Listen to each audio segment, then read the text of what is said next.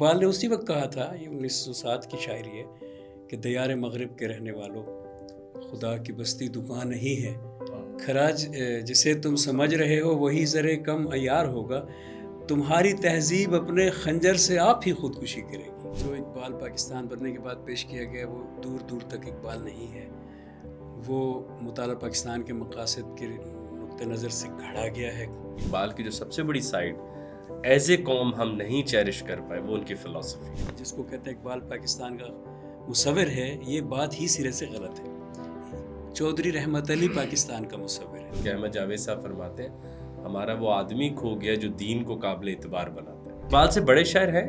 جی بالکل ہیں، ہر زبان میں ہیں۔ اقبال سے بڑے فلسفی بھی ہیں؟ بالکل ہیں، بالکل ہیں۔ اقبال سے بڑے پولیٹیکل لیڈرز بھی ہیں، مگر سب کو ایک جگہ طے کر لیا جائے کہ ساری قوتوں کو ایک جگہ بلایا جائے، وہاں اقبال کا اپنا معیار ہے جس کو ریئرلی کوئی ٹچ کرے گا تاریخ میں۔ وہ بھی اقبال نے لکھا جب کیسر جولین کیا تو لکھا کہ ناکام ہوئے وہ، پھر مذہب کو بھی دیکھا تو کہا ناکام ہوئے۔ پھر اقبال کے سامنے 1000 سال کی ڈارک ایجز بھی ہیں، جو مذہب کا جب یورپ میں عروج تھا، ساتھ ہی وہی بادشاہ بھی تھے اور خدا کی طرف سے مقرر ہوتا تھا بادشاہ۔ تو ایک بندے کے سامنے جب اتنی بڑی ہسٹری ہو ناکامی کی مذہب کی ایز اے اسٹیٹ ریلیجن، تو وہ کیوں کر کہے گا کہ اب بھی میں اس حق میں ہوں کہ مذہب جو ہے وہ قومیت کی بنیاد ہے۔ ہم اس کو پھر اسی وہ جو ورلڈ آرڈرز کی ایک چلتی ہے کہ پہلے ایک ورلڈ آرڈر تھا، پھر اس کے بعد یہ دوسرا ورلڈ آرڈر آ گیا، ان کے آرڈرز ہی ہیں نا بیسیکلی، تو کیا اس کو اس پہ منطبق کیا جا سکتا ہے کہ جسٹ آف دا کف ایک سوال ہے ایگزیکٹلی یہ ورلڈ آرڈر ہی، لیکن اقبال نے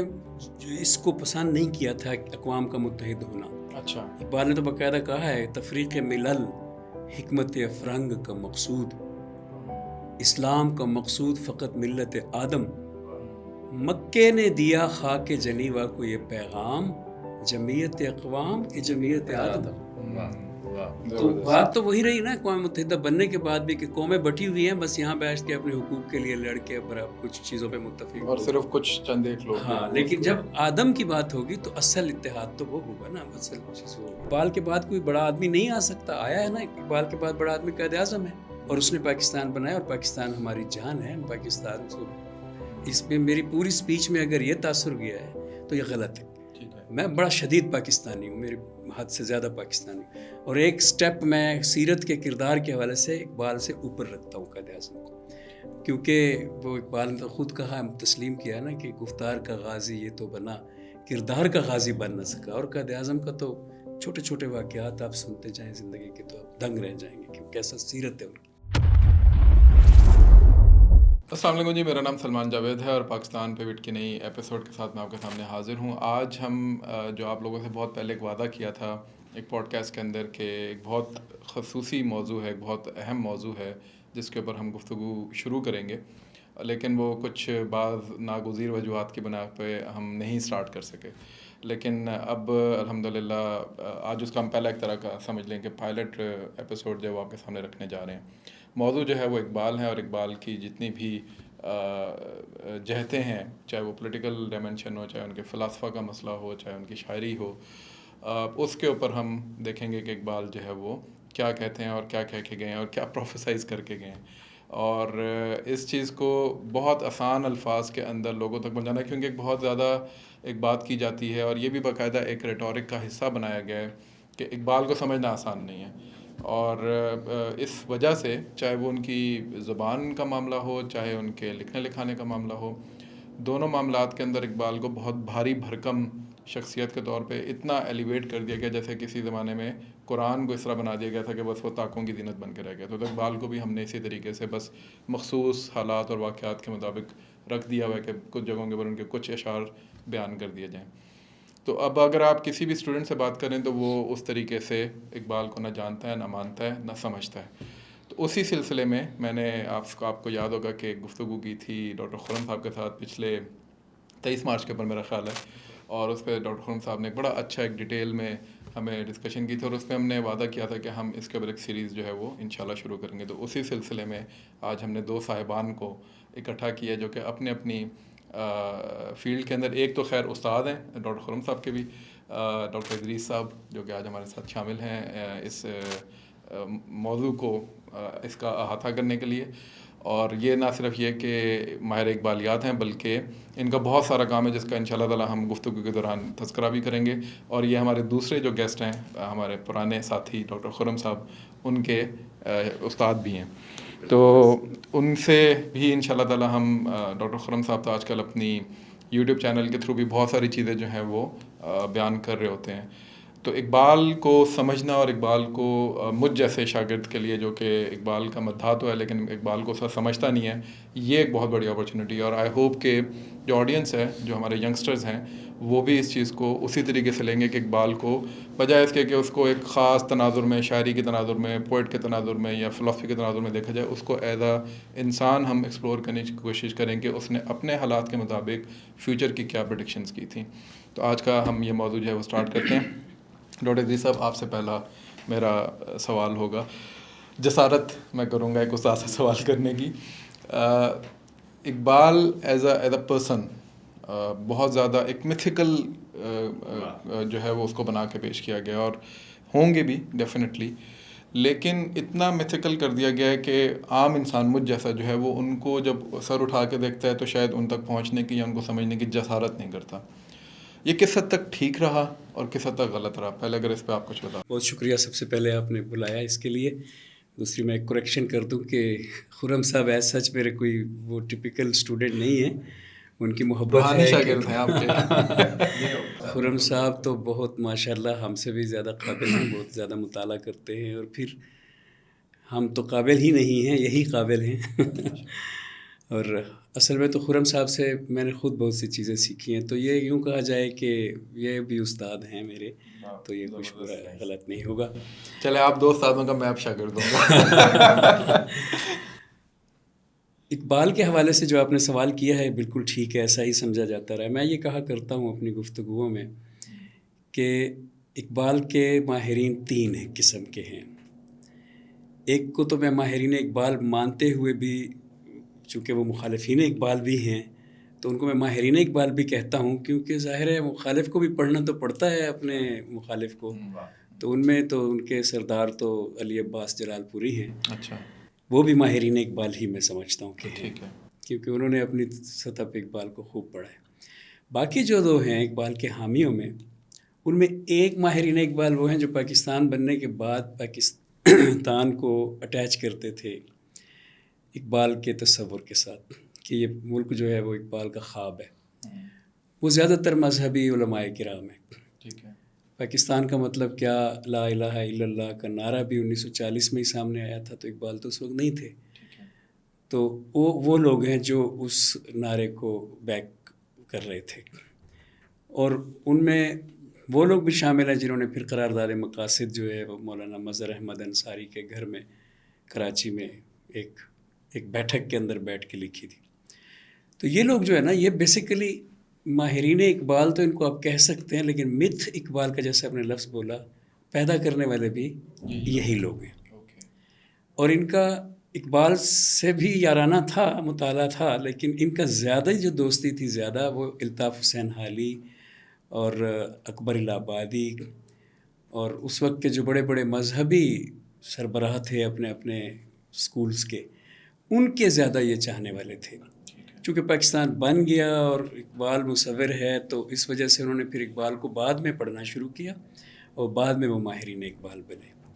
تو ان کا جو پیش کردہ اقبال ہے نا, وہ ایک مذہبی بندہ ہے, اور وہ مذہبی بندہ بھی ہے, اور وہ اس کے تصور میں بہت سے لوگوں کو یہ غلط فہمی ہوئی, جو بڑی شدید غلطی ہے, کہ اقبال ایک مذہبی ریاست چاہتے تھے. تو اقبال ایک مذہبی ریاست قطعاً نہیں چاہتے تھے, اور نہ ہی قائد اعظم چاہتے تھے. تو یہ وہ لوگ, یہ ایک دوسرا گروپ ہے جس نے اقبال کا یہ پورٹریٹ کیا سارا سسٹم, اور یہ بہت بڑا گروپ بن گیا تھا. پھر تیسرا گروپ ہے, جیسے اقبال کے اپنے فرزند ہیں ڈاکٹر جاوید اقبال, یا کچھ اور بڑے بڑے نام ہیں جن میں سے ایک پرویز صاحب ہیں, غلام احمد پرویز صاحب. جی. اسی طرح سب سے جو میرے اس گروپ میں فیوریٹ ہیں وہ سید نذیر نیازی ہیں. تو یہ وہ لوگ ہیں جنہوں نے اقبال کو ٹھیک سمجھا, یعنی اقبال کو ہی ڈائریکٹ سمجھا, اور ان کے اوپر اکبر الہ آبادی کے اثرات نہیں تھے. اور یہ اس طرح سے پاکستان کو مذہبی ریاست نہیں کہتے, جس طرح سے ان دوسرے گروہ نے کہا ہے، بلکہ یہ اس طرح سے اس قومیت کی بات کرتے تھے، جیسے آپ مثال کے لیے سمجھانے کے لیے کہہ رہا ہوں کہ جیسے آپ سکھوں کو دیکھتے ہیں کہ وہ بھی تو ایک الگ مذہب ہے، اور وہ ایک عرصے سے ہندوستان میں ایک تحریک چلائے ہوئے ہیں کہ ہمیں بھی الگ وطن چاہیے۔ اب کوئی اس کا یہ میننگ کبھی نہیں لے گا کہ سکھوں نے وہاں پہ کوئی گرو گرنتھ صاحب کا نظام نافذ کر دینا ہے۔ تو وہ یہ سمجھتے تھے کہ یہ کس طرح سے اقبال بات کر رہے ہیں۔ پھر اقبال کی یہ بات میری ایک کتاب میں بھی میں نے لکھی ہے، بازگشت اس کتاب کا نام ہے، کہ خطبہ الہ آباد والا جو اقبال ہے وہ اس طرح کا پاکستان نہیں بنا رہا تھا جس طرح کا بن گیا۔ بہرحال تو مت تو ہے، رہ گئی دوسرے آپ کے سوال کا دوسرا حصہ مشکل والا، کہ وہ تو میں سب کے بارے میں کہوں گا۔ اب کیا وارث شاہ آسان ہے؟ مطلب جو وقت گزر گیا ہے اس کے اوپر وہ ٹائم گزر گیا نا، تو اب وارث شاہ کی جو پنجابی ہے وہ اب کسی کو نہیں آتی۔ تو ہم یوں نہیں کہہ سکتے کہ ہیر وارث شاہ والی کتاب جو ہے وہ بہت مشکل ہے، بلکہ ہم یوں کہہ سکتے ہیں کہ اس میں مرور زمانی نے اثرات ڈالے ہیں اور وہ زبان تازہ نہیں ہوتی رہی۔ تو جب اقبال شعر کہہ رہے تھے تو اس وقت سارے ایسے شعر کہہ رہے تھے، ٹھیک ہے، اور اب شعر چونکہ بہت سہل ہو چکا ہے اور اس میں تراکیب بہت کم استعمال ہوتی ہیں، تو اب اس لیے وہ ہم کو وہ مشکل لگتا ہے۔ انگریزی میں ایسے ہے، پرانی انگریزی مشکل ہے، ہر دنیا کی چیز جو ذرا پرانی ہو جاتی ہے تھوڑی سی مشکل ہوتی ہے، ہاں مشکل ہو جاتی ہے۔ تو اس کی ریزن یہ ہے۔ باقی اقبال کی جو فلاسفی ہے، میں تو چونکہ ان کا اسٹوڈنٹ ہی فلاسفی کا ہوں، تو میں تو یہ سمجھتا ہوں کہ وہ سب سے آسان فلاسفی ہے، کیونکہ یہ ایک بہت بڑی غلط فہمی ہے کہ اقبال جو ہے ڈسپرسڈ ہے، اقبال کے میں اتفاق نہیں ہے اس کے مختلف میں تو کہتا ہوں اقبال کا نظام فکر دوسرے فلاسفرز کے مقابلے میں زیادہ جڑا ہوا ہے، اور زیادہ ایک ایسا ویب ہے کہ آپ اینڈ پہ دیکھتے ہیں تو وہی نکلتا ہے جو اقبال ارتھ روٹڈنس کی ایک بات کرتے ہیں نا، کہ زمین سے جتنا اوپر اٹھتے جاؤ گے اتنی زیادہ زمینی آلائشوں سے بچتے جاؤ گے، اور اس کے بارے میں بڑے میں سمجھتا ہوں کہ روح ہے اقبال کی پوری فلاسفی کی۔ تو آپ آگے چل کے بات کریں گے تو اس پہ انشاءاللہ۔ خرم بھائی، اور میں جو اس وقت لوگ دیکھ رہے ہیں وہ اس بات کو ضرور سمجھیں کہ جو ڈاکٹر صاحب نے فرمایا وہ بھی انہوں نے محبت میں فرمایا۔ میں بڑے لوگوں کو کی ذات سمجھے بغیر آپ فوری ان کی شاعری یا کام نہیں سمجھ سکتے، بلکہ احمد جاوید صاحب فرماتے ہیں ہمارا وہ آدمی کھو گیا جو دین کو قابل اعتبار بناتا ہے۔ تو ڈاکٹر ادریس آزاد صاحب کے ساتھ ہمارا رشتہ جو ہے پہلے پیار کا، یہ علم وغیرہ یہ بات کی باتیں ہوتی ہیں۔ تو میں تو ابھی کوئی اتنے نئے نام سیکھے ہیں کہ میں اب کیا بتاؤں، اب اس کے بعد تو حضرت علی کی طرف سے ڈیمانڈ آ جائے گی کہ استاد ہیں وہ آپ کے۔ تو اہم بات یہ ہے کہ احمد جاوید صاحب کی کچھ کوٹیشنز ہیں اقبال پر جو میں شامل کرنا چاہوں گا، اور وہ اتنی مکمل باتیں کہ اس کے بعد مجھ جیسے کی باتیں حاشیے میں لکھی جائیں گی۔ وہ ہے کہ اب اقبال کے بارے میں ہم نے کچھ کلیشیز طے کر لی ہیں کہ وہ قومی شاعر ہے، شاعر مشرق ہے، بڑا شاعر ہے۔ بھائی جب کہہ جو دیا تو اب میں ذمہ داری کیوں اٹھاؤں؟ تو یہ بات اتنی فینٹاسٹک ہے کہ قرآن سب سے بڑی کتاب ہے۔ اچھا بھائی بتاؤ پھر کیا فوائد لیے؟ صفائی نصف ایمان کہاں آیا؟ تحقیق میں ہم کہاں آگے گئے؟ تو غور و فکر کہاں پر ہے؟ احمد جاوید صاحب فرماتے ہیں ہم بری ذمہ ہونے کے لیے یہ ایک ٹیکنیک یوز کر رہے ہیں کہ اقبال کدھر چکڑا نہ مینوں پہ جائے، بہت بڑا شاعر۔ تو میں تو ڈاکٹر صاحب جانتے ہیں کہ تھوڑا ابھی جوانی میں غصہ ہوتا ہے اسے استعمال کرتا ہوں کہ کوئی میرے سامنے کہہ دے کہ اقبال نے نا خود ہی پر بڑا کہا، تو کہتا ہوں اچھا بھائی تو دلائل دے دیں پھر، کیونکہ آپ اتنی حتمیت سے یہ بات کہہ رہے ہیں۔ جیسے ڈاکٹر ادریس آزاد کو میں نے لوگوں کی متھ برسٹنگ کرتے دیکھا خطبہ الہ آباد پر چیزوں پر، تو مجھے حیرت ہوئی کہ یہ مطالعہ کر کے گھبراہٹ میں تھے، وہ بغیر مطالعے کے شور شاٹ وہاں کھڑا ہوا تھا۔ تو یہ بہت فکر کی بات ہے۔ دوسری بات یہ ہے کہ تہذیبوں میں یہ ریئر ہوتا ہے کہ کوئی تہذیب اپنی شناخت کسی شاعر سے مستعار لے رہی ہو۔ وی آر ویری لکی۔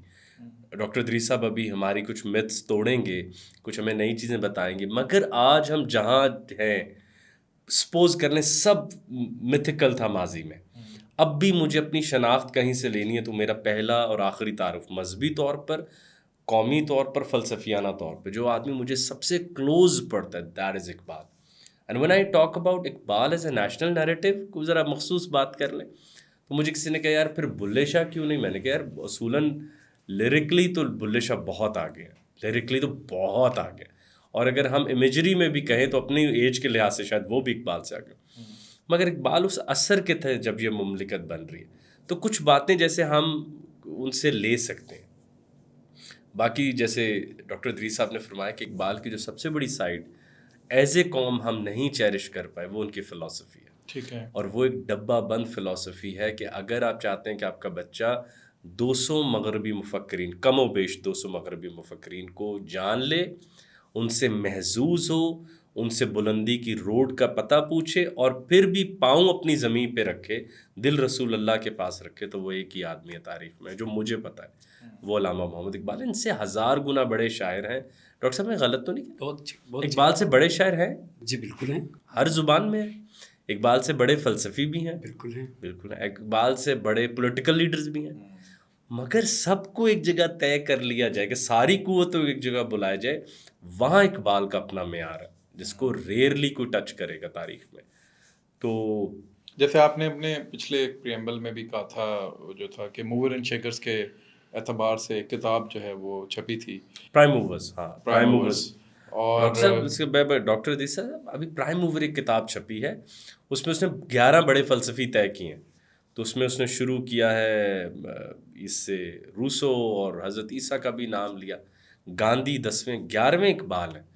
اس نے صرف وہاں دلیل دی ہے. اس نے کہا یار پہلے تو یہ سوچیں کہ میں نے اتنے بڑے ناموں میں ارسطو کو شامل ہی نہیں کیا جس نے ورڈ پالیٹکس دیا. پولیٹیکل فلسفی کے 11 بڑے سپوت میں نے اسے شامل نہیں کیا. اسے کا بڑی وجہ یہ ہے کہ وہ تھیورائز کر سکتا ہے, موومنٹ نہیں کروا سکتا. یعنی کہ وہ آئیڈیا تو خیال دے سکتا ہے, حال اس کے نصیب میں نہیں. تو انہوں نے کہا اقبال نے اتنی کمپرومائزڈ, اپنی سطح کا کوئی ایک آدمی نہ ہو, میں اکیلا ہرکولیز, اور ایسی عام قوم نعوذ باللہ من ذالک جو آج ادریس آزاد صاحب کو پہچاننے کے لیے تیار نہیں, ان کی ریاضی پڑھنے کے لیے تیار نہیں, ان کا ذاتی رسالہ عباد پڑھنے کے لیے تیار نہیں, جو آج ان سہولیات کے ساتھ اقبال کو سمجھنے کے لیے تیار نہیں. سوچے 70 سال پہلے کیا حال تھا پستی کا. تو یہ ہماری بدقسمتی ہے کہ وہ ہمارے درمیان آئے تھے. وہ کہیں اور ہوتے تو نوبیل وغیرہ, یہ تو بہت عام باتیں ہیں. باقی ڈاکٹر صاحب اس پہ بہتر بتائیں. اچھا سر, اقبال کے بارے میں یہ جو میتھیکل ہے اس پہ تو آپ نے ایک بات کر دی, اور آپ نے یہ بھی بتایا کہ ایک مخصوص گروہ ہے شاید جس نے ان کو بہت زیادہ اتنا بڑھا چڑھا کے یا مذہبی رنگ اس کو دے کے اتنا پیش کیا کہ کائنڈ آف وہ جو ایک مسٹیکل اقبال ہے وہ ہمارے سامنے ابھر کے آتے ہیں. لیکن ان کی جو شاعری ہے, میں ایز اے شاگرد یہ پوچھ رہا ہوں, اور میں کوئی بہت زیادہ ویل ورسڈ نہیں ہوں اس معاملے میں, لیکن ان کی جو شاعری ہم پڑھتے ہیں یا ان کی جو کچھ کتب یا ایک کتاب اسپیشلی جس کا بہت زیادہ حوالہ بھی دیا جاتا ہے, اس کو جب ہم پڑھتے ہیں تو پولیٹیکل اسلام کے اندر یا پولیٹیکل تھاٹ پروسیس کے اندر جو سب کانٹیننٹ کا تھا, اس میں جو انکلکیشن ہے پولیٹیکل اسلام کی, وہ بہرحال ہمیں ایک بات وطنیت, جیسے ابھی ہم آف دا ریکارڈ بھی بات کر رہے تھے, ہی واز ویری اگینسٹ وطنیت. اب نیشن اسٹیٹ کا کانسیپٹ ویسٹفیلین ہے, اور اقبال بات کرتے ہیں اس چیز کی جو کہ ٹرانسینڈ کرتی ہے باؤنڈریز کو. تو یہ دونوں کنٹراسٹ میں ہیں, ماڈرن ڈیموکریسی سے کنٹراسٹ میں ہیں. تو پھر اقبال کو آپ وہاں پہ کہاں پلیس کرتے ہیں؟ اقبال نے دی ریکنسٹرکشن میں ایک ریفرنس کے ذریعے بات کی ہے کہ جو قدیم روم تھا, رومت الکبریٰ جسے کہتے ہیں, اس نے ایک بار پریکٹس کی, ٹرائی کی کہ عیسائیت کو بطور قوم کا جو ہے نا وہ پولیٹیکل سسٹم نافذ کیا جائے. ٹھیک ہے. قیصر جولین اس کا نام بھی لکھا اس بادشاہ کا جس نے یہ کیا. تو اقبال نے اگر دی ریکنسٹرکشن میں خود لکھا ہے کہ عیسائیت نے پولیٹیکل سسٹم کے طور پہ اپنے آپ کو چیک کیا ہوا ہے, اور پھر اس کے بعد اقبال کو اپنی خود خلافتوں کا بھی پتہ ہے کہ جب مذہب نے اپنے اس کو اقتدار کو لے لیا مذہب نے, اس کے باوجود اگر اقبال یہ کہیں گے, دیکھیں کہ وہ بھی اقبال نے لکھا جب قیصر جولین کیا تو لکھا کہ ناکام ہوئے وہ, پھر مذہب کو بھی دیکھا تو کہا ناکام ہوئے. پھر اقبال کے سامنے 1000 سال کی ڈارک ایجز بھی ہیں, جو مذہب کا جب یورپ میں عروج تھا, ساتھ ہی وہی بادشاہ بھی تھے اور خدا کی طرف سے مقرر ہوتا تھا بادشاہ. تو ایک بندے کے سامنے جب اتنی بڑی ہسٹری ہو ناکامی کی مذہب کی ایز اے اسٹیٹ ریلیجن, تو وہ کیوں کر کہے گا کہ اب بھی میں اس حق میں ہوں کہ مذہب جو ہے وہ قومیت کی بنیاد ہے. ٹھیک ہے. it demands reason, it demands reasoning, it demands something very strong. اس کے جو اقبال کے آرگومنٹ میں کچھ ایسا ہونا چاہیے تھا کہ جو خود کو بھی پہلے نگیٹ کرے نا, کہ میں نے کہا کنونس کرے. اقبال نے 1908 تک لندن میں ٹائم گزارا اور جرمن وغیرہ میں, یورپ میں. انہوں نے وہاں نیشن اسٹیٹ کو پھلتے پھولتے دیکھا, بنتے دیکھا, اس کا عروج اس کو نظر آ گیا اقبال کو کہ یہ ایک بار بہت اوپر جائے گی. یہ قبائل میں تقسیم ہو چکے ہیں یہ یورپ کے لوگ. پہلے یہ خدا اور مسیحیت کے لیے اپنے جھنڈے پہ لکھتے تھے اور سارے اکٹھے تھے. اب یہ قبائل میں تقسیم ہو چکے ہیں, ان کے مذہب کو توڑ دیا گیا ہے, ان سے لے لیا گیا ہے واپس. اور اب یہ ڈینش ہوں گے, یہ اب سوئس ہوں گے, پرتگیز ہوں گے, تو یہ لڑیں گے. یہ اقبال کو اندازہ ہو گیا تھا. قبائل لڑتے ہیں, یہ اصول ہے, نیچر ہے یہ, تو یہ لڑیں گے. تو اقبال نے اسی وقت کہا تھا, یہ 1907 کی شاعری ہے, کہ دیار مغرب کے رہنے والوں خدا کی بستی دکان نہیں ہے. خراج جسے تم سمجھ رہے ہو وہی ذرے کم عیار ہوگا. تمہاری تہذیب اپنے خنجر سے آپ ہی خودکشی کرے گی. نیشن اسٹیٹس کو بیسیکلی نیشن اسٹیٹ شاخ نازک پہ آشیانہ بنے گا, ناپائیدار ہوگا. اور پھر جب مخالفین اقبال کو آپ دیکھتے ہیں نا, تو وہ بیچ میں سے 2 جنگوں کو سکپ کر کے سوال کرتے ہیں. مخالفین اقبال کہتے ہیں کہ یہ دیکھیں جی, اقبال نے کہا کہ شاخ نازک پہ ان کا آشیاں بنے گا, ان کی وہ تو اوپر چلے گئے. وہ یہ نہیں دیکھتے کہ جب اقبال یہ کہہ رہے ہیں ابھی پہلی جنگ عظیم بھی نہیں ہوئی, جو پروفیسائز کر چکے ہیں, وہ پروفیسائز کر چکے تھے کہ ہونے کیا والا ہے, اور وہ ہوا. پہلی جنگ عظیم میں تقریباً 1.5 کروڑ انسان مارے گئے.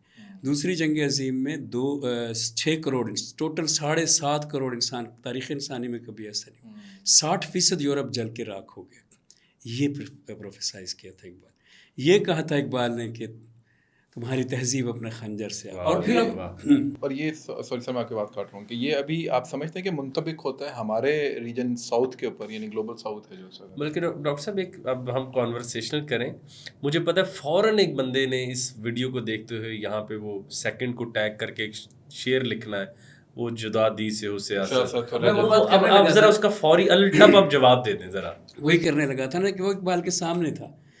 تو اقبال نے محسوس کیا کہ اب دیکھیں, میں پہلے پوری بات پچھلی پوری کر لوں نا, ورنہ میں جس سیکوینس کو بنا رہا, آپ نے خود پہلے کہا کہ آپ پرانے اولڈ اسکول کے لوگ ہیں, اب تمہید بڑی بنتے ہیں.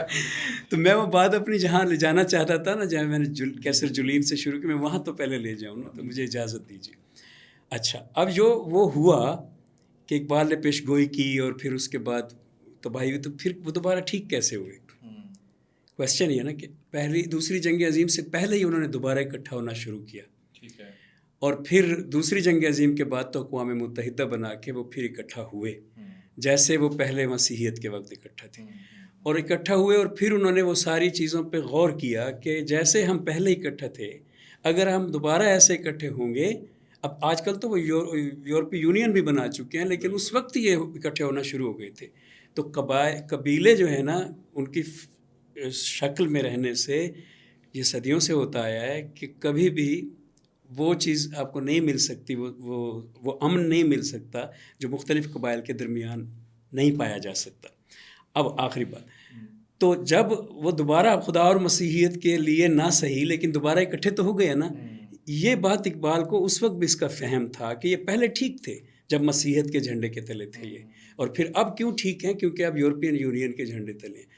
بہرحال تو آخری بات یہ ہے کہ جو ہوتا ہے نا کولیکٹیو کنسرن, جس کو کہا جاتا ہے اجتماعی سروکار, وہ مذاہب آپ کو دیتے ہیں. ادروائز آپ پھر ڈسپرس ہو جاتے ہیں گروپوں میں. کولیکٹیو کانشیس جس کو آپ جی, کولیکٹیو کنسرن کی وجہ سے اقبال نے پھر ہمیں بھی جو ہے کہا کہ ایسے ہم ٹوٹ جائیں گے اگر ہم یہ الگ الگ فرقوں میں بٹ جائیں. ہم اگر مسلمز کے طور پہ رہیں گے تو پھر ہم ایک نیشن کے طور پہ رہیں گے. یہ آپ نے جو بات کی ہے سر, مسیحیت کے جھنڈے تلے بھی وہ ایک تھے, پھر اس کے بعد جنگ عظیم ہوئی, ٹرائبلزم میں وہ لوگ ڈیوائڈ ہوئے تھرو نیشن اسٹیٹس, پھر اس کے بعد وہ واپس آئے اور یونائٹڈ نیشن, پہلے لیگ آف نیشنز بنی, پھر یونائٹڈ نیشن بنی, اور اب یورپی یونین بھی آ گئی, اور اب تو اور بھی بہت سارے فورمس آ گئے ان کے. ہم اس کو پھر اسی وہ جو ورلڈ آرڈرس کی ایک چلتی ہے کہ پہلے ایک ورلڈ آرڈر تھا, پھر اس کے بعد یہ دوسرا ورلڈ آرڈر آ گیا, ان کے آرڈرز ہی ہیں نا بیسیکلی. تو کیا اس کو اس پہ منطبق کیا جا سکتا ہے کہ جسٹ آف دا کف ایک سوال ہے ایگزیکٹلی یہ ورلڈ آرڈر ہی، لیکن اقبال نے اس کو پسند نہیں کیا تھا اقوام کا متحد ہونا. اچھا. اقبال نے تو باقاعدہ کہا ہے تفریق ملل حکمت افرنگ کا مقصود، اسلام کا مقصود فقط ملت آدم، مکے نے دیا خاک جنیوا کو یہ پیغام، جمعیت اقوام کہ جمعیت آدم. تو بات تو وہی رہی نا اقوام متحدہ بننے کے بعد بھی کہ قومیں بٹی ہوئی ہیں، بس یہاں بیٹھ کے اپنے حقوق کے لیے لڑ کے برابر کچھ چیزوں پہ متفق اور صرف کچھ چند ایک لوگ. ہاں، لیکن جب آدم کی بات ہوگی تو اصل اتحاد تو وہ ہوگا نا، اصل چیز وہ ہوگی. خرم بھائی یہ بتائیں کہ آپ فلاسفی پہ بہت ساری بات کرتے ہیں، اور جیسے سر نے بھی بات کی کہ جو وہ روٹیڈ ہے کہ ارتھ روٹیڈ، آپ نے کہا ارتھ روٹیڈنس جو ہے وہ اس کے اندر ان کی فلاسفی جو ہے وہ کور ہے ان اے وے. لیکن اس چیز کو تو میں پہلی دفعہ سن رہا ہوں سر سے کہ یہ ارتھ روٹیڈنس بیسیکلی ان کی کور ہے. اور آپ سے میں نے زمینی علائشوں اور اس کی بات سنی تھی، دور کی بات بالکل وہ آپ نے ان کو کوٹ کیا تھا. لیکن ہمیں تو خود ہی اور یہ ساری چیزوں کے اوپر زیادہ، اور وہ بھی انفارچونیٹلی جس طرح پڑھایا جاتا ہے، تو یہ کیا ہم نے اقبال کے ساتھ خود ایک زیادتی کی ہے ان دا فارم آف، یعنی ان کو بڑا بنانے کے چکر میں، یا ہم نے جان بوجھ کے حرکت کی ہے؟ میرے خیال سے میں جان بوجھ کے لفظ اس لیے استعمال کروں، سوری میں سوال کو تھوڑا ایکسپلین کر دیتا ہوں کہ ہمارے ہاں انٹینشنس پہ بہت زیادہ بات ہوتی ہے. بہت بڑے بڑے اکابرین آئے ہمارے پاس، لیکن ہم نے جو ان کا حال کیا تاریخ میں اپنے 70-75 سال کے اندر، وہ ہم سب کے سامنے. تو کیا کہیں اقبال کو بھی تو ہم نے بائی ڈیزائن اسی طریقے سے نہیں؟ اب ہمارے وہ استاد سامنے اختلاف بھی کر سکتے ہیں، سمجھائیں گے مجھے اگر آپ سچی معنوں میں کہیں اور آپ ڈاکٹر ادریس زاد سے کہیں کہ وہ پچھلے 10 سالوں سے AII ہے اس سے نظمیں لکھوا رہے ہیں، اپنے بچے کو میوزیکالوجی میں ڈال رہے ہیں، مذہب پر کام کر رہے ہیں، شاعری پہ کام کر رہے ہیں، اور پھر جب میں مڑ کے ایسے قوم کے لوگوں، عام آدمی سے ملتا ہوں اور میں کہتا ہوں بھائی بتاؤ اقبال کون، فیض کون، جناح کون، سر ہمیں سمجھ ہی اتنی آتی ہے. ہم وہ جان بوجھ کے لیے تو بڑی ذہانت چاہیے ہوتی ہے کہ میں نے ادریس صاحب کو دھوکہ دینا ہے، ایسے دو، ہم نہیں کر سکتے. ہم اقبال، جب ڈاکٹر ادریس صاحب یا ان لوگوں نے جو اور بڑے کابرین تھے انہوں نے بیک کیا، میں نے کہا یار ہم یہ شعر اگر 10-12 سال نکال کے دیکھیں، خود ہی کو کر بلند اتنا والا، پھر دیکھیں اس کے پاس کیا بچتا ہے اقبال کا. تو اقبال کی خودی میرے خیال سے ڈاکٹر صاحب ابھی آپ کو بتائیں گے سب سے مس انڈرسٹوڈ کانسیپٹ ہے، اور وہ اسرار خودی کے دیباچہ پڑھے بغیر، بلکہ وہ دیباچہ بھی اردو کا ہٹا دیا گیا. جو مجھے ظفر حسن ریزا صاحب نے سر مجھے بتایا کہ خرم نکلسن نے جو ترجمہ کیا، جو ٹیچر تھے اقبال کے، اسی کے دیباچے کو کسی حد تک اردو میں استعمال کر کے لکھ دیا جاتا ہے، بٹ اقبال نے تو خود اس کا دیباچہ لکھا ہے جہاں پر وہ گوئٹے کے فاسٹ کا ذکر ہے کہ میں نے خود ہی دریافت کہاں سے کی. پھر ہمیں اس پر اور دلائل دینے پڑے کہ اقبال کی یہ خواہش تھی کہ ہمیں بلندی پر جانا، تم پستی پر رہ کے اسی حالت میں، تم اقبال کو پھر پڑھ ہی نہ پائے، جیسے نیٹشے نے اپنے بارے میں کہا مجھے سمجھ لیا اب تم نے مجھے کبھی نہیں سمجھا.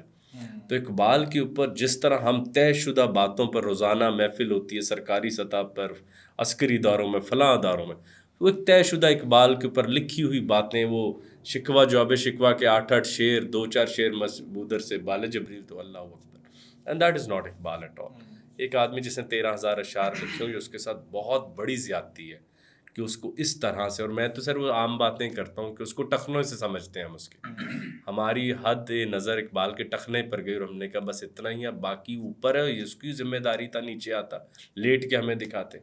اور یہ ایسے ہی سر اب بات کریں تو شاید کوئی لوگ آئے، کیونکہ کل پرسوں بھی کچھ مسکنسیپشنز حضرت دور کر رہے تھے تھامسن والے لیٹر پہ.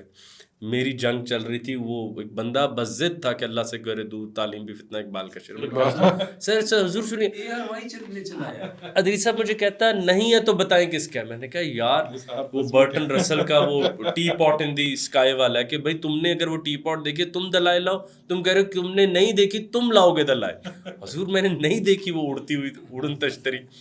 تو وہ حال ہم نے اقبال کے ساتھ بہت بہت زیادہ کیا. اور ڈاکٹر صاحب کے بیٹھے ہوئے، اور میں چاہتا ہوں ہماری کانورسیشن آگے بڑھے، ڈاکٹر صاحب ہمیں ہدایت اس میں رہنمائی دیں. ڈاکٹر صاحب جو اقبال ہم نے طے کیا نا وہ تنقید کے قابل ہی تھا، درست، جس پہ اگر اب مطلب ہم دونوں کا ایک اور کامن ایریا، جس اقبال پر ہود بوائے صاحب تیر چلاتے ہیں وہ وہی اقبال ہے جو آپ نے عام عوام نے, ہماری اکیڈمیوں نے, ہمارے کریکولم نے, ہمارے نصاب نے طے کیا, اور وہ بالکل پھر ٹھیک تنقید ہوتی ہے. اور اگر ڈاکٹر ادریس میرے لیے physics and Iqbal door opening تھی ڈاکٹر ادریس آزاد سے. اچھا مجھے تھا کہ یار جس طرح غالب کے ہاں فزکس ہے مگر وہ فزکس کی ٹرمنالوجی میں نہیں ہے, وہ سیر اپنا تخیل یوز کر کے مجھے بتائیں گے کہ ہے تمنا کا دوسرا قدم یار خرم دیکھ اس نے کائنات سے آگے لے گیا. اقبال تو فزکس کی ٹرمنالوجی میں شاعری کر رہے ہیں, اور وہ فزکس جو بھی ویسٹ نہیں مان رہا. جب آپ یہ بات عام آدمی کے آگے کرتے ہیں, وہ کہتے ہیں خرم صاحب دیکھیں آپ اقبال سے نا بہت باہر جا رہے ہیں. حضور it was part of his life. He quoted Einstein 21 times in Reconstruction for what sake. مطلب کہ وہ مجھ سے اور ڈاکٹر ادریس آزاد صاحب سے اس سے توقعات تھیں کہ یہ مذہب کی ذمہ داریاں اٹھاتے, رزق کماتے, زندگی کرتے.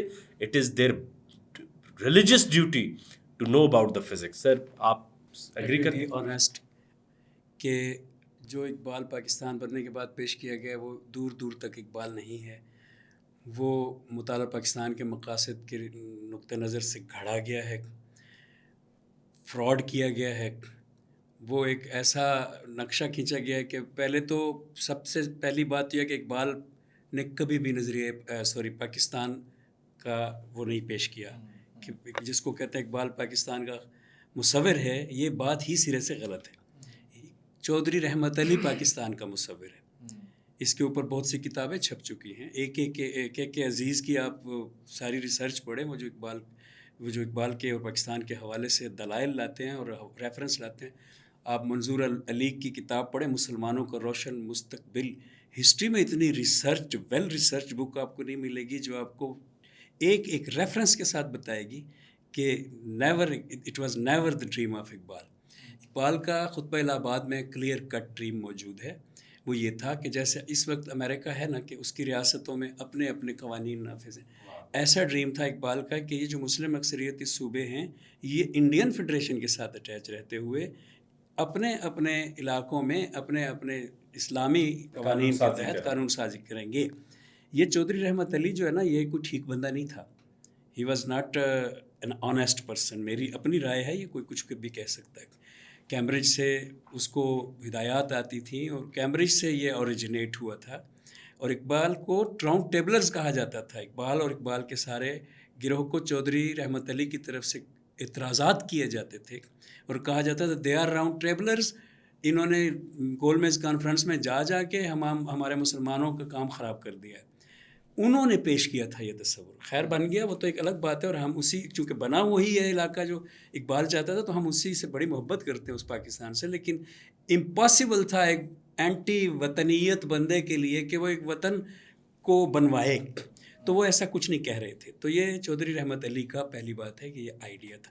اب جب بن گیا, اصل بات اب شروع ہو رہی ہے میری, جب بن گیا تو کیسے ان لوگوں کو رکھا جائے اس میں جو یہاں پہ رہتے ہیں. اقبال کو ہائی جیک کیا گیا, اس کے سارے خیالات کو ہائی جیک کیا گیا, مس یوز کیا گیا.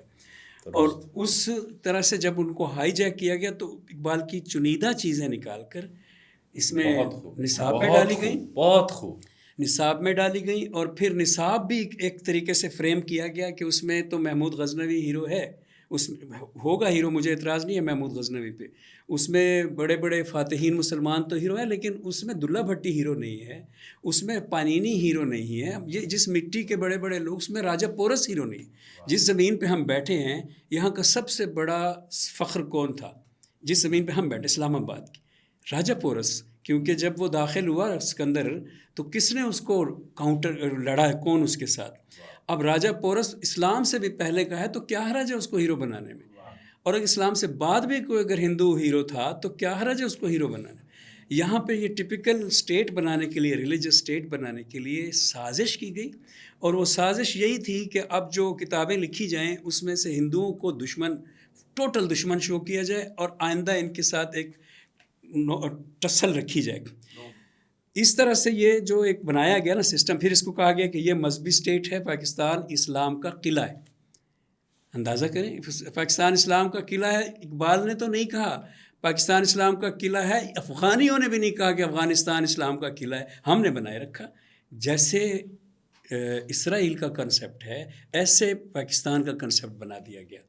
جیسے اسرائیل اچھا بنے بھی ایک ہی سال میں ہیں، یعنی دونوں 1947 میں ریکوگنائزڈ ہیں، اسرائیل بھی اور پاکستان. 4 مہینوں کا فرق ہے دونوں میں. وہ یہودی ریپبلک اسرائیل ہے اور یہ اسلامک ریپبلک پاکستان ہے. Someone was thinking behind the scene about all this scenario. اسٹریٹ مستقبل کیسے کرنا ہے. آپ کبھی ارشاد احمد حقانی کے وہ کالم پڑھیں جو سیریز میں شائع ہوئے تھے حرف تمنا میں.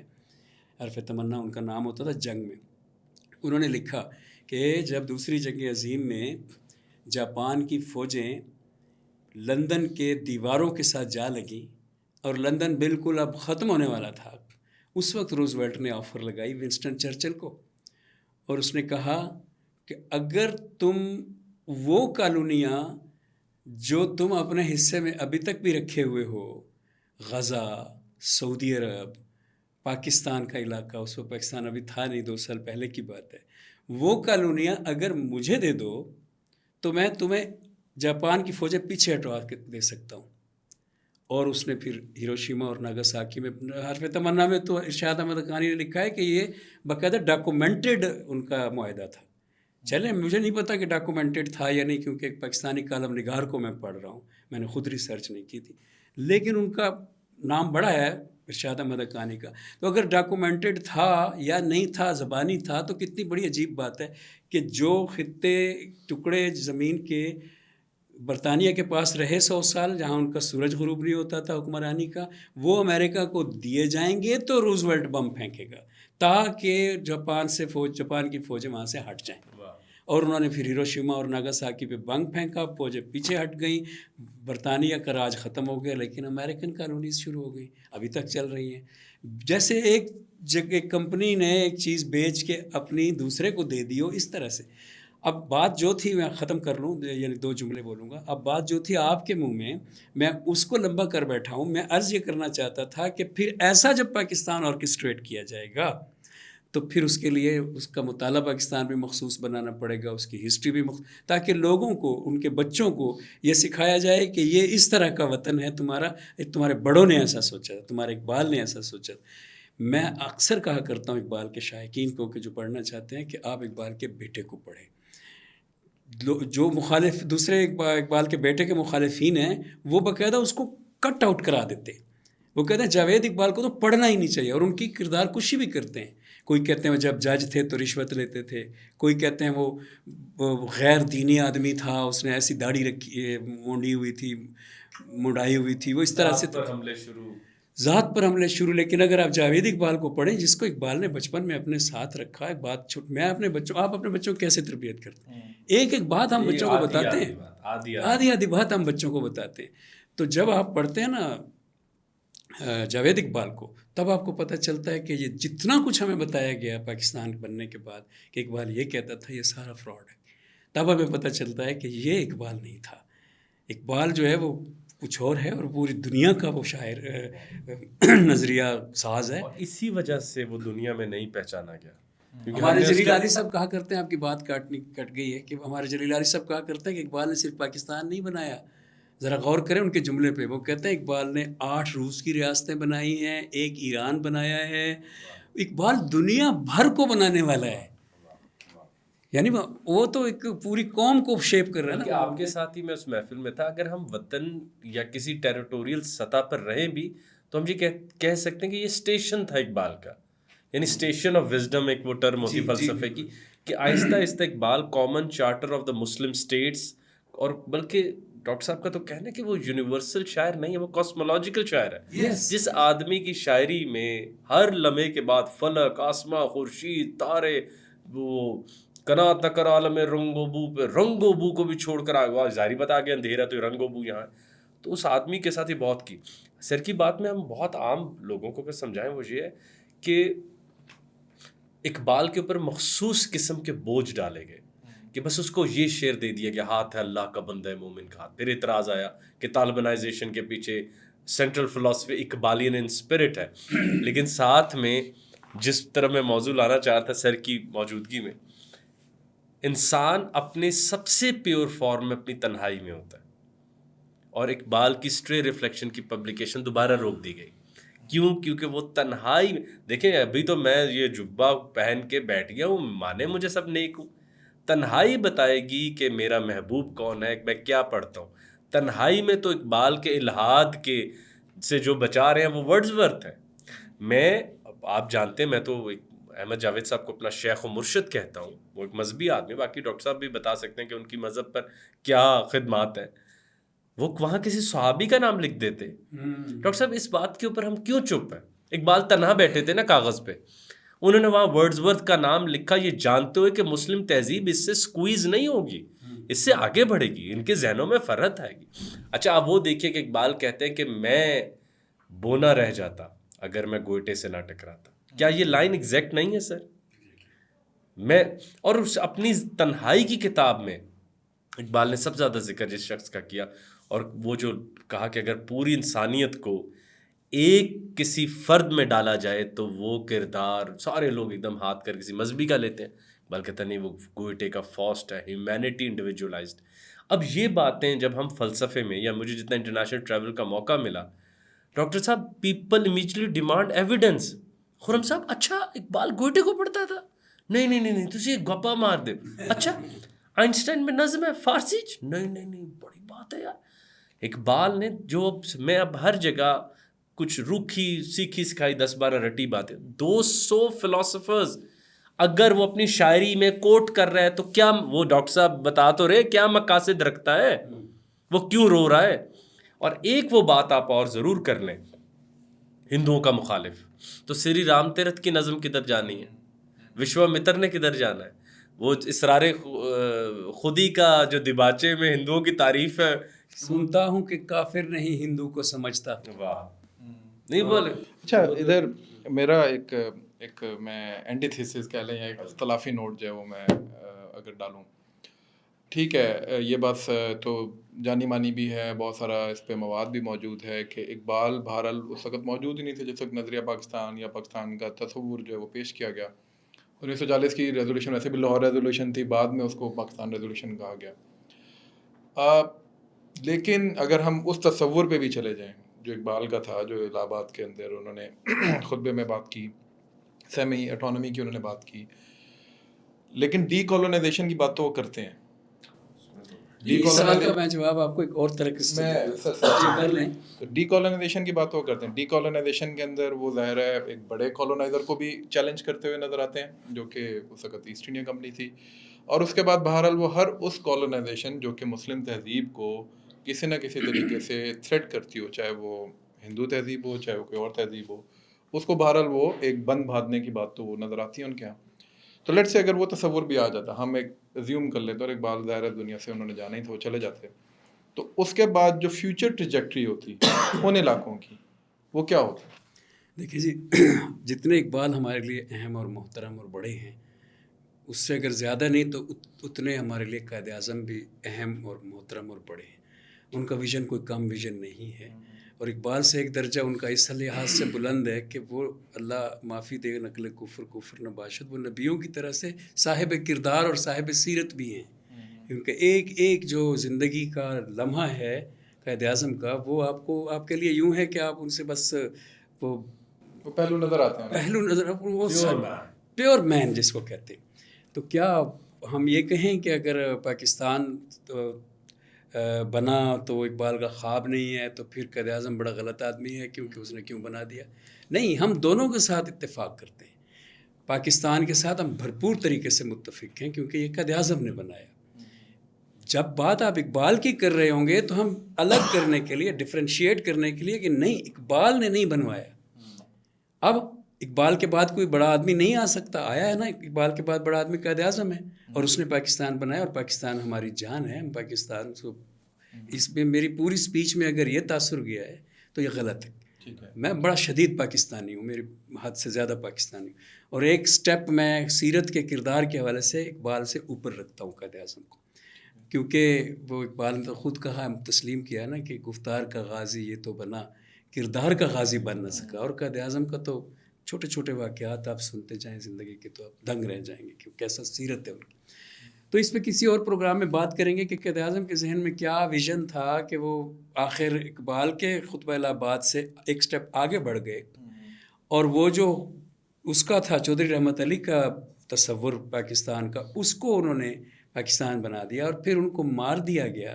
اور پھر وہ جو چاہتے تھے، جو 11 ستمبر کے ان کے تقریر میں ہے، 11 جولائی کی 11 اگست کی، کہ there is no Muslim, no Hindu, no Sikh, no Christian in Pakistan, we are all Pakistanis. G Allana نے اس پہ پورا مضمون لکھا ہے.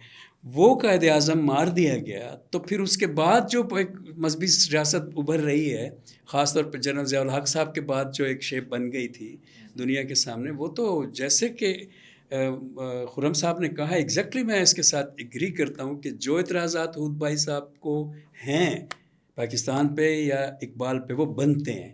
جو اعتراضات اقبال پہ آج کے ملحد کو یعنی ایتھیسٹ کو ہیں، وہ بنتے ہیں. بنتے اس لیے نہیں ہیں کہ وہ اقبال نے باتیں غلط کی ہیں، بنتے اس لیے ہیں کہ ہم نے چنیدہ اقبال ان کے سامنے جو رکھا ہے اس پہ وہ بنتے ہیں اعتراضات. ٹھیک ہے.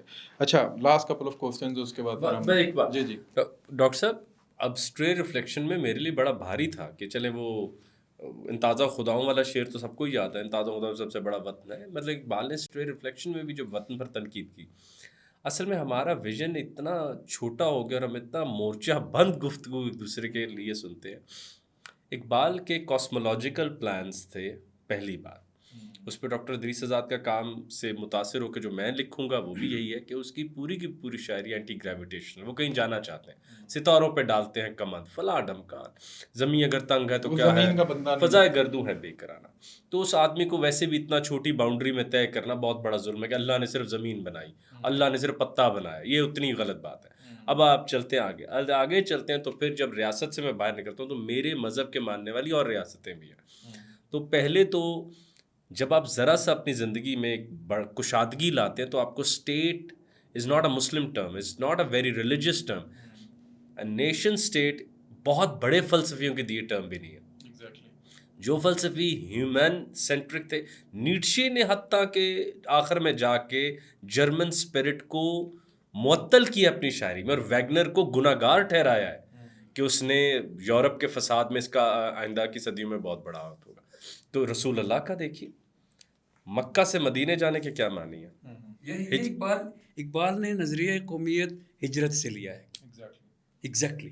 اب یہ ہم تفصیل میں کھولیں تو لوگ ویسے ہی گھبرا جائیں گے. دیر از نو لینڈ اور مدینے کی اسٹیٹ کبھی بھی ریلیجس اسٹیٹ نہیں تھی. سر موسیٰ کا کون سا تھا، پیدا کہاں ہوئے، کہاں گئے. اس کے معنی ہے کہ میں پاکستان، اب وہی بات پھر موضوع پر رہتے ہوئے، میں جب اپنے بیٹے کے ساتھ فورن ٹریول کرتا ہوں تو میں عموماً مجھے پوچھتا ہے کہ کیا لے کے جاؤں. میں کہتا ہوں بیٹا تہذیب کے نمائندے بن کے جانا، پاکستانی بن کے جانا. تو ایک یہ ہم وہ بات پہ متفق ہے کہ ہر آدمی کو ایک شناخت چاہیے ہوتی ہے. گلی نمبر چاہیے ہوتا ہے گھر پہنچنے کے لیے، تو ایک شناخت چاہیے ہوتی ہے جو وہ کیری کرتا ہے along with the human spirit. کہ میں رشین کا بھی احترام. کی بات کاٹتا ہوں حضور، مجھے 5 منٹ چاہیے. 1904 میں علامہ اقبال نے ایک مضمون لکھا، قومی زندگی. اس میں انہوں نے ایک بڑی تعریفی کلمات بولے یہودیوں کے بارے میں. وہ کلمات یہ بولے کہ یہ وہ قوم ہے جو 2000 سال سے بے گھر ہے، اس کا کوئی وطن نہیں ہے. اس وقت تو نہیں تھا نا اسرائیل، 1904 کی بات کریں. بڑی بات ہے. یہ وہ قوم ہے جو 2000 سال سے بے گھر ہے، کبھی کہیں. اس وقت جرمن میں زیادہ تھے. لیکن اس قوم کی جو ملت ہے وہ کبھی نہیں ختم ہوئی. ایسا ممکن نہیں ہے کہ آپ کے پاس وطن نہ ہو، ٹیریٹری نہ ہو. ایسا ممکن نہیں ہے کہ آپ کے پاس علاقہ نہ ہو اور آپ قوم کے طور پہ زندہ رہیں، متحد رہیں. اقبال نے وہاں پہ اس بات کو اٹھایا.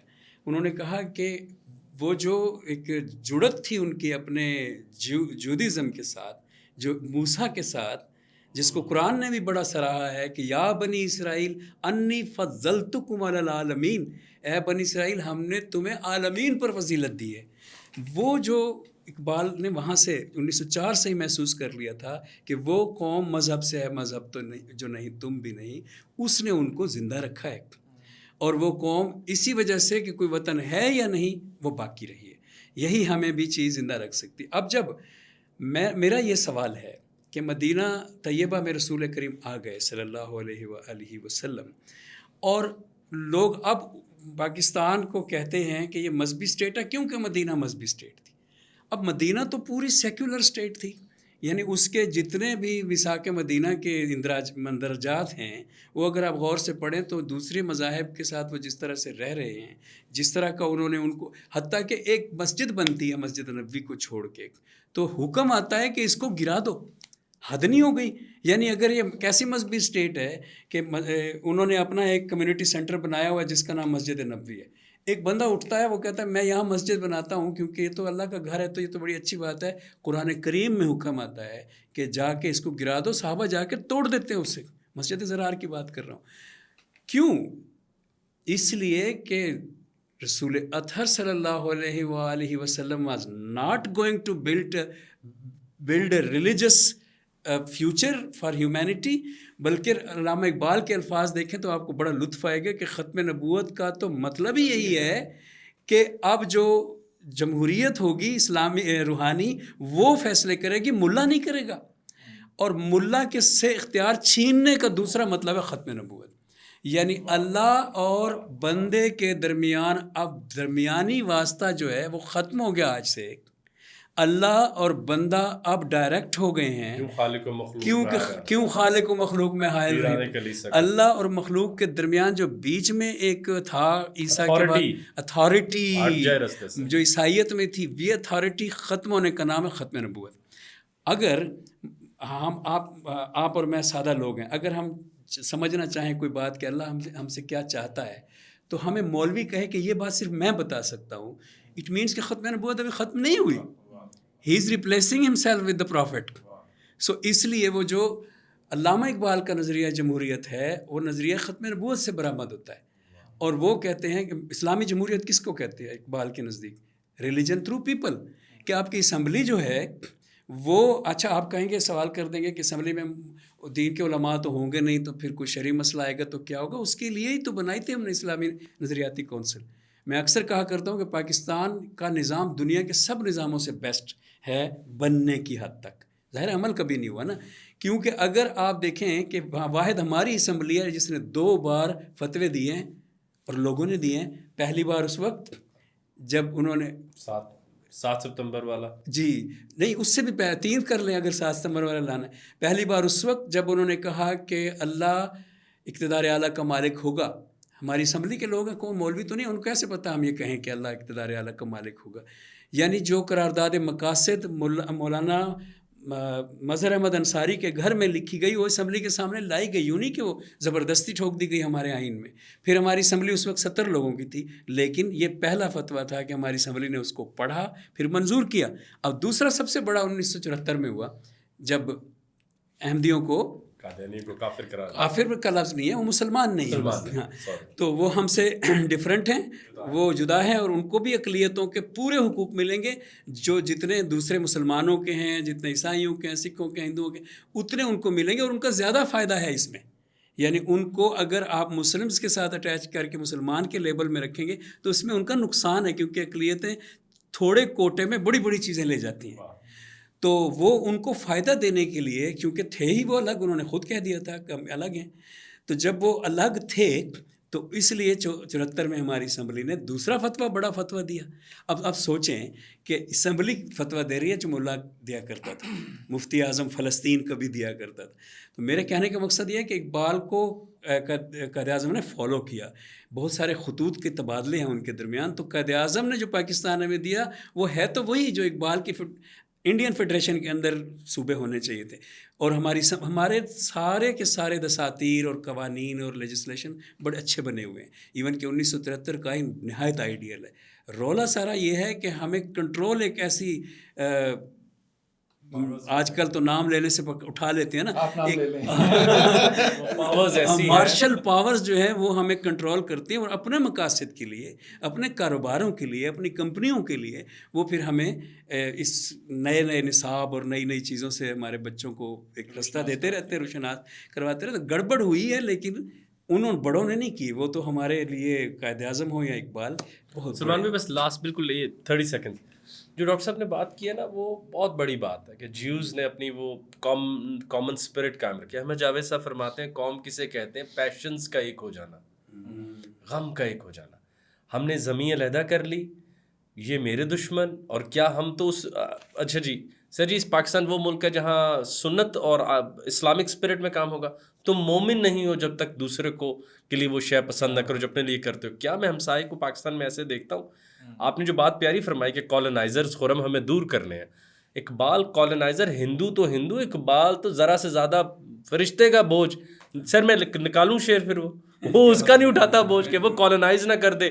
میں اشرف ہوں بھائی, میں ڈائریکٹ اللہ ہم وہ سر وہ کون سا شعر ہے کہ مجھے نفس جبرائیل دے تو کہوں, وہ فراز کے مجھ کو سکھا گیا جنوں, ذمہ داری اٹھانے والے ہم ہیں.